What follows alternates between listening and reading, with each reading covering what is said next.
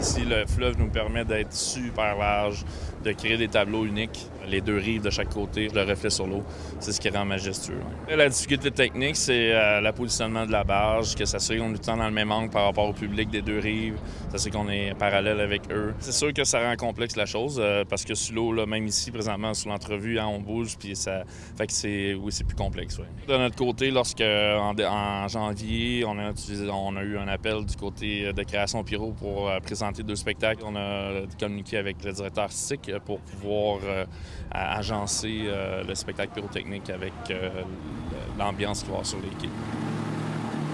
Ça fait quelques années qu'on travaille avec eux en partenariat, qu'on est un de leurs fournisseurs pyrotechniques pour les soirées. Ouais. Sur le spectacle de demain soir, on peut compter facilement 10 artistes qui sont en présence depuis 2 jours. Ça prend habituellement 3 jours à 10 artificiers pour monter le spectacle. Puis le soir du feu, sur la barge, on va être 6 artificiers pour veiller à ce que le spectacle ait un bon déroulement. Moi, je gère au départ avec les pilotes du Saint-Laurent, qui sont les premiers à guider les grands navires et tout ça.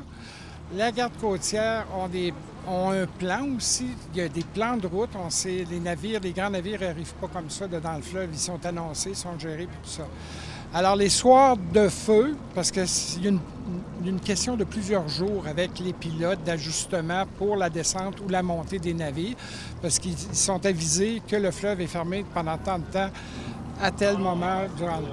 Alors là, on gère avec les pilotes. Si ça devient un peu plus complexe, c'est la garde côtière qui prend ça en main, qui est à ralentir souvent des grands transporteurs, parce qu'on sait que les transporteurs, ça marche à l'heure, ça marche, c'est dispendieux d'arrêter ça. On essaie toujours d'en arrêter aucun, mais eux autres, ils ont un plan de route à faire. On a notre sécurité maritime privée que les Créations Pyro emploient. Après ça, on a l'aide de la SQ maritime qui sont là à tous les feux. Normalement, il y en a de chaque côté, parce que nous autres, on peut intervenir à dire à un plaisancier, tu n'as pas le droit de passer, mais on ne peut pas émettre d'infraction ou quoi que ce soit. Alors, à ce moment-là, c'est pour ça que la Sûreté du Québec est là, ils viennent en appui, on dit, bien là, on a besoin d'un coup de main. Il y a quelqu'un qui ne veut pas comprendre, ils vont aller intervenir pour les arrêter, puis s'ils ne veulent pas comprendre, bien, il y a des amendes qui sont données, puis ça peut jouer très haut.